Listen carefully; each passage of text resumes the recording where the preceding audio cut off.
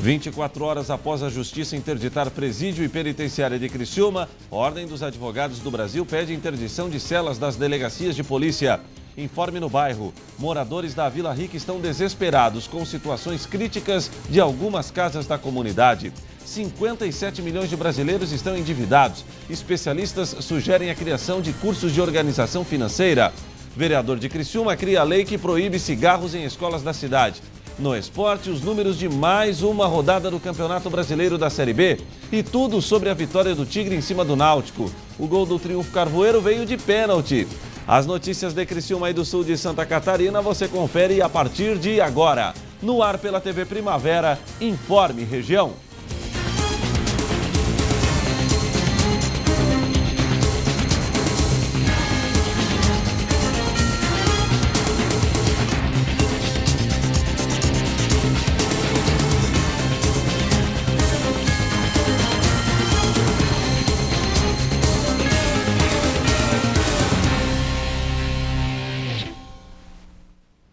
Hoje, quarta-feira, 2 de setembro de 2015, para você que sintoniza a tela da TV Primavera, uma boa noite. Com a interdição do Presídio Santa Augusta e da Penitenciária Sul, criminosos presos pela polícia deveriam permanecer em celas das delegacias da cidade até que uma vaga fosse aberta no sistema carcerário catarinense. Porém, a Ordem dos Advogados do Brasil entrou com uma ação pedindo também a interdição das celas localizadas nas DPs da cidade. Depois da decisão do juiz da Vara de Execuções Penais de Criciúma, Rubens Salfer, ter determinado a interdição do Presídio Regional de Criciúma e a Penitenciária Sul, agora a Ordem dos Advogados do Brasil, a OAB, ingressou com uma ação para interditar também as celas das delegacias. A decisão foi tomada por um motivo bem simples. A OAB já conhece a estrutura prisional e a estrutura das delegacias de Criciúma e região, e a gente sabe que, infelizmente, nas delegacias não existe a menor condição, tanto do efetivo policial, quanto condições físicas de abrigar presos por um período maior que 5, 6 horas. A cela da delegacia existe enquanto aguarda a lavratura do auto de prisão em flagrante, enquanto faz os procedimentos, a oitiva da vítima, das testemunhas, e posteriormente a isso, o local indicado é o presídio. São celas que não contam com pia, não contam com chuveiro, não contam com água, não contam com qualquer infraestrutura necessária. E, aliado a isso, o Estado não fornece alimentação, não fornece agentes para cuidar dos presos. O agente da Polícia Civil, a responsabilidade dele é investigar, não de acautelar presos. Então, por esse motivo, pensando no bem da sociedade, principalmente dos próprios agentes, é que a OAB fez o pedido. Neste primeiro momento, os presos estão sendo encaminhados para o oeste do estado, mais precisamente para Chapecó, já que diversos presídios das redondezas também estão interditados. Alguns dos presos homens iriam ser encaminhados para Chapecó. Hoje entrei em contato com o pessoal da Polícia Civil aqui de Criciúma, a informação foi confirmada que iriam para Chapecó. E, infelizmente, a situação do sistema prisional está catastrófica, né? Salvo engano, Joinville interditado, Araranguá interditado, Imbituba eu tive conhecimento que havia sido interditado, não sei se ainda está, então é algo do Estado, não apenas daqui da região. Depois de ser comprovado que o Estado não toma uma decisão diante dos problemas apresentados, que as interdições sirvam como uma pressão para buscar uma solução para esses casos que envolvem a segurança pública. Eu acho que já passou da hora há mais de 10 anos, né? Falta de investimento, falta de estrutura, falta de pessoas com pulso para tomar iniciativa. E não vai ser em 1, 2 anos que vai se resolver a situação. Eu acho que é pensar a longo prazo.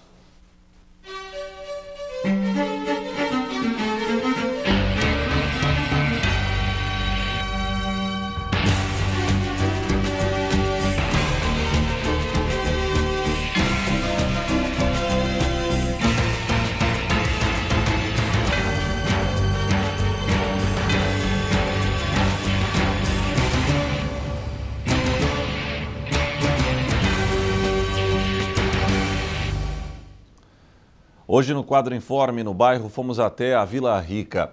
Moradores estão desesperados com o avanço da margem do rio que corta a comunidade. Existe inclusive o risco iminente do desabamento de uma casa.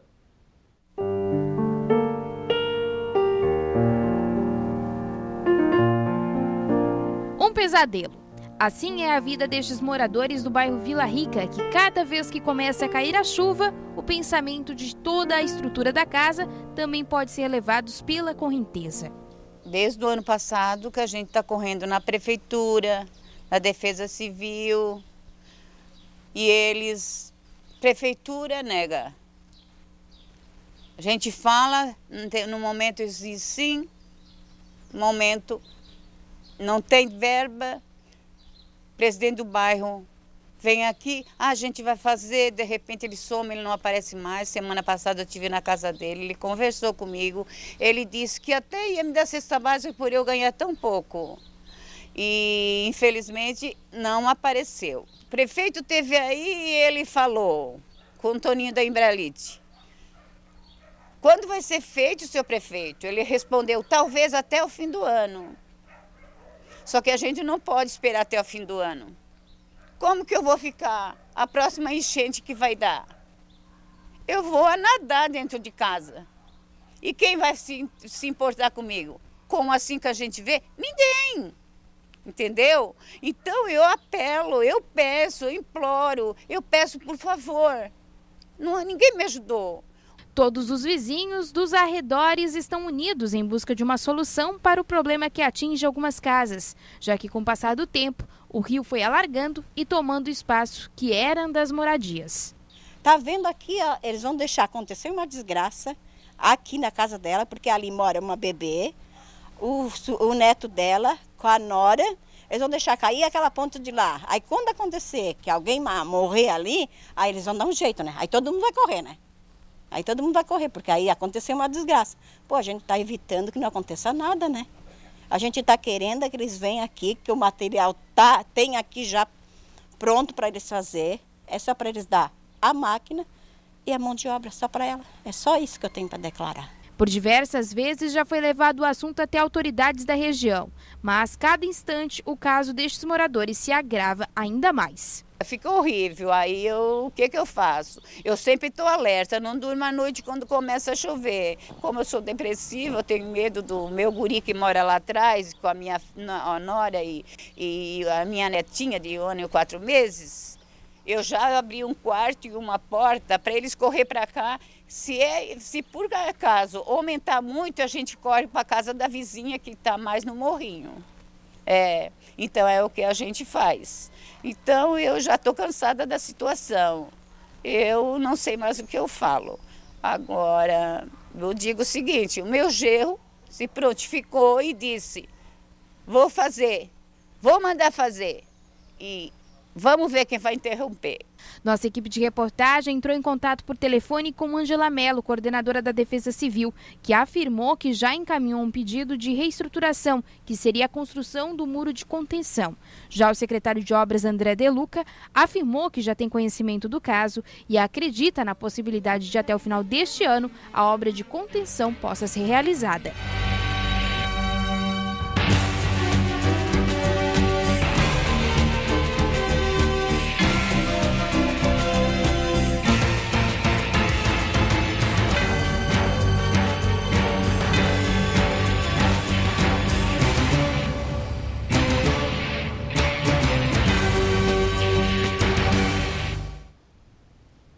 Até o final do ano. Para participar do quadro Informe no Bairro, basta entrar em contato com a nossa equipe de produção. O telefone é o 3442-2012, está aí na tela, 3442-2012.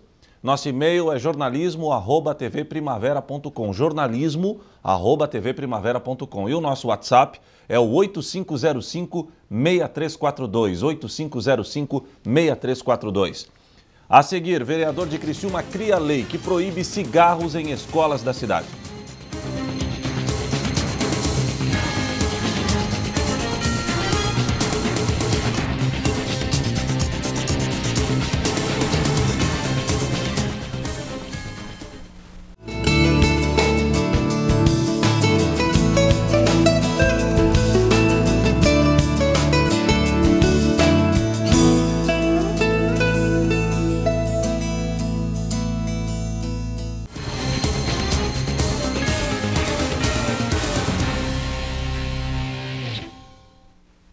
57 milhões de brasileiros têm o nome relacionado no Serviço de Proteção ao Crédito.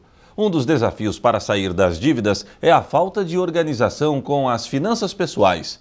Para mudar esse cenário nada animador, especialistas sugerem cursos de educação financeira, inclusive para crianças. Acompanhe na reportagem de Arthur Neves. Pois é, pessoal, hoje eu resolvi vir para uma sala de aula com crianças entre 5 e 6 anos. Eu resolvi aprender a contar o dinheiro que eu tenho no meu cofre. Será... Dois? Eu tenho 3. Dois? Eu agora, mais do que nunca, vou aprender a guardar o meu dinheiro. Eu tenho 2.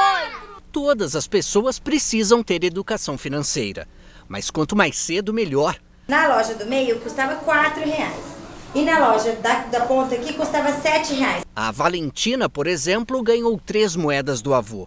Já pensando no Dia das Crianças, ela resolveu guardar para comprar um presente para ela mesma. Um diário que tem chave de bloqueio. Os pais dela não participam da aula, mas a Valentina garante que eles estão bem felizes com a educação financeira que ela tem recebido. Eles acham bom porque eles sempre querem assim que eu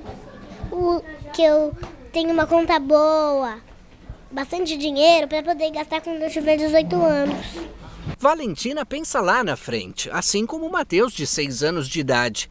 Ele disse que tem 4 cofres. Em alguns anos, ele quer comprar um caminhão bem grande.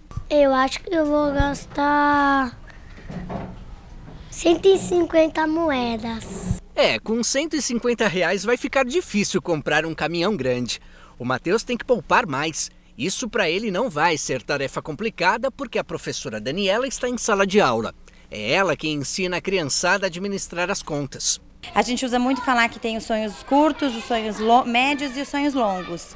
Então os curtos são aqueles que dão para a gente comprar mais perto, e aí o médio e o longo. Então quando você usa esse argumento com eles, como eles já estão habituados por causa da aula de educação financeira, eles acabam entendendo que ainda precisa esperar um pouquinho para conseguir alguma coisa maior, ou aniversário, enfim. Acaba sendo mais fácil. Para esse especialista que também trabalha com educação financeira para crianças, os pais precisam de atenção. A escola é um papel principal nesse projeto, de as crianças serem educadas na escola e levar a educação financeira para os seus pais.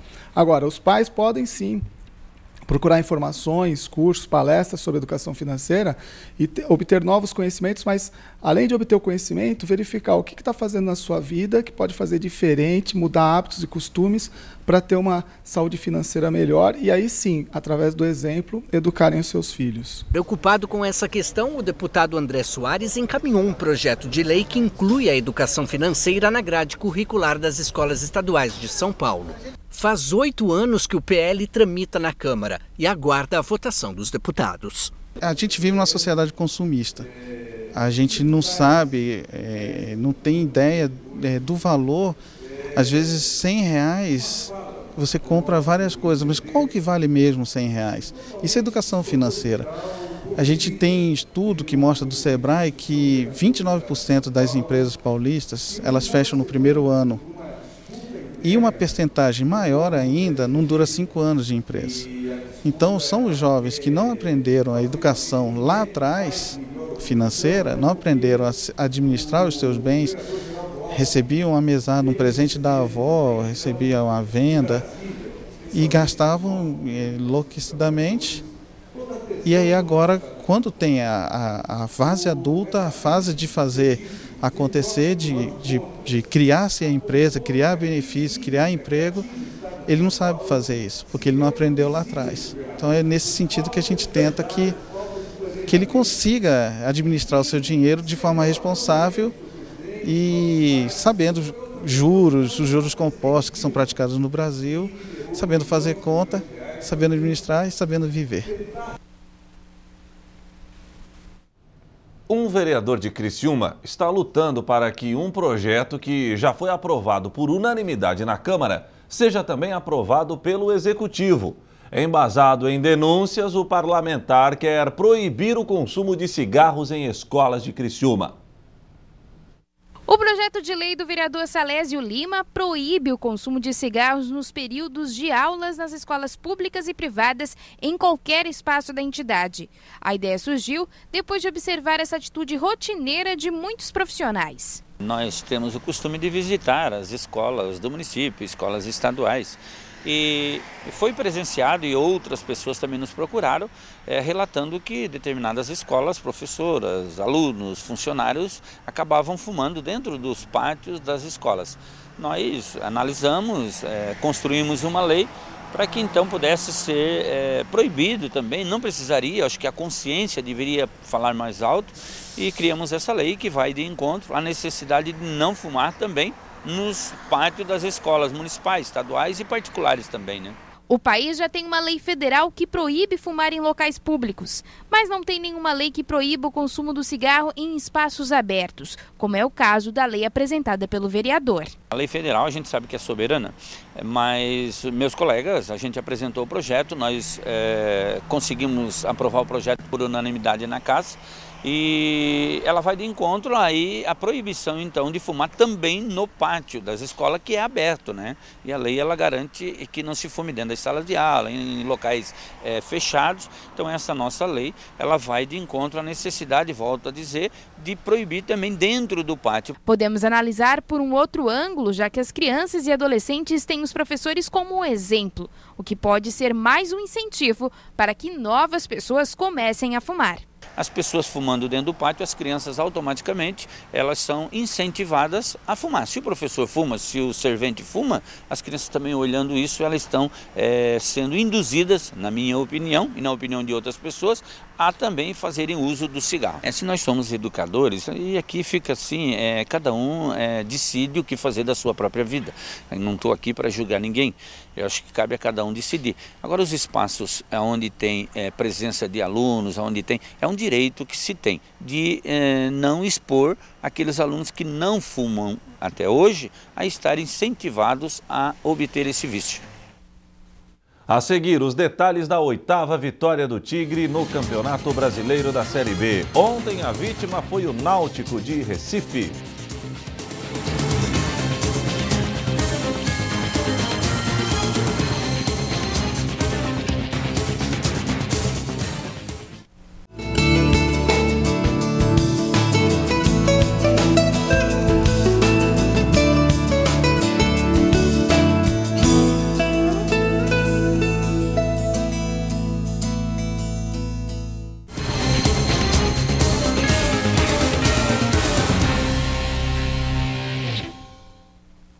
E agora vamos de esporte. Ontem foi realizada a 22ª rodada do Campeonato Brasileiro da Série B. Confira os resultados dos jogos e também a classificação da competição. Em Criciúma, o Tigre venceu o Náutico por 1-0. Em Fortaleza, Ceará e Paysandu empataram em 0-0. Em Salvador, o Bahia bateu o CRB por 3-2. O Bragantino ganhou do Vitória por 2-1. Mesmo o placar da vitória do Paraná fora de casa em cima do Boa Esporte. Em São Luís do Maranhão, Sampaio Corrêa ganhou do Mojimirim por 3-1. Em Recife, deu Santa Cruz para cima do América Mineiro, 2-1. Em Lucas do Rio Verde, no Mato Grosso, Luverdense e ABC empataram em 1-1. No Rio de Janeiro, o Botafogo goleou o Atlético Goianiense, 4-0. E em Osasco, deu Macaé em cima do Oeste, 2-1. Com os resultados da rodada, o Botafogo voltou a liderar a competição. Agora o time da Estrela Solitária tem 39 pontos. O Vitória é o segundo com 38. Mesmo número de pontos do Sampaio Corrêa, que é o terceiro, e do Bahia, que é o quarto. O quinto é o Paysandu, que soma 37 pontos. Na sexta colocação, com 35, está o América Mineiro. Mesma pontuação do Náutico, que é o sétimo. O Santa Cruz é o oitavo com 34. Com 32, na nona colocação está o Criciúma. O Bragantino tem 31 e é o 10º. Na zona do rebaixamento estão Boa Esporte, 17º colocado com 23 pontos. ABC, 18º com 20. Ceará, 19º com 18. E o Mojimirim, que também soma 18 pontos, porém é o 20º e último colocado. A 23ª rodada do Brasileirão da Série B inicia na sexta-feira com 6 jogos. Em Mojimirim, Duelarão, Mojimirim e Oeste. Em Recife tem Náutico e Sampaio Corrêa. Em Natal, ABC e Santa Cruz. Em Maceió, CRB e Ceará. Em Macaé, Macaé e Luverdense. E em Curitiba, Paraná e Bahia. No sábado, mais 3 jogos. Em Salvador, Vitória e Botafogo. Em Belo Horizonte, América Mineiro e Bragantino. E em Belém do Pará, Paysandu e Boa Esporte. Atlético Goianiense e Criciúma foi transferido para o dia 22 de setembro, a pedido do time goiano, que no próximo final de semana alugará seu estádio para um evento religioso. E o Tigre voltou a vencer. Foi o 8º triunfo carvoeiro na Série B. A vítima foi o Náutico de Recife. Confira. Criciúma começou o duelo pressionando e acabou sendo pressionado. Mas vamos ao primeiro tempo. Logo aos 7 minutos, Luca vai para a cobrança de falta na linha da grande área. Chuta rasteiro e a barreira consegue defender. Nesse mesmo lance, em contra-ataque, o Náutico aproveita a oportunidade, mas a defesa tricolor tira. Com o Náutico recuando, o Tigre aproveita. A bola é lançada para a grande área, Luca chuta e o arqueiro espalma. Ronaldo Alves domina e salva o Náutico. Mas o que ninguém sabia era que 1 minuto depois deste lance, Thiago Adams seria derrubado na área e penalidade máxima foi marcada. Luca foi para a cobrança e coloca no cantinho. Júlio César bem que tentou defender, mas é gol do Criciúma.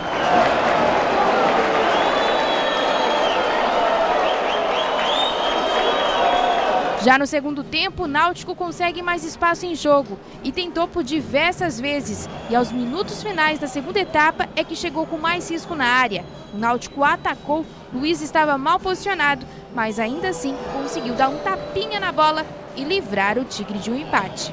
Esta é a primeira vitória no segundo turno do Campeonato Brasileiro. E a vitória em cima do Náutico podemos dizer que foi de goleada. O comandante tricolor sempre acaba diminuindo os problemas do time e ficou feliz com o resultado. Tivemos vários problemas no jogo, então a avaliação só por causa disso, nesse jogo, não foi boa. A gente não fez um segundo tempo bom, né?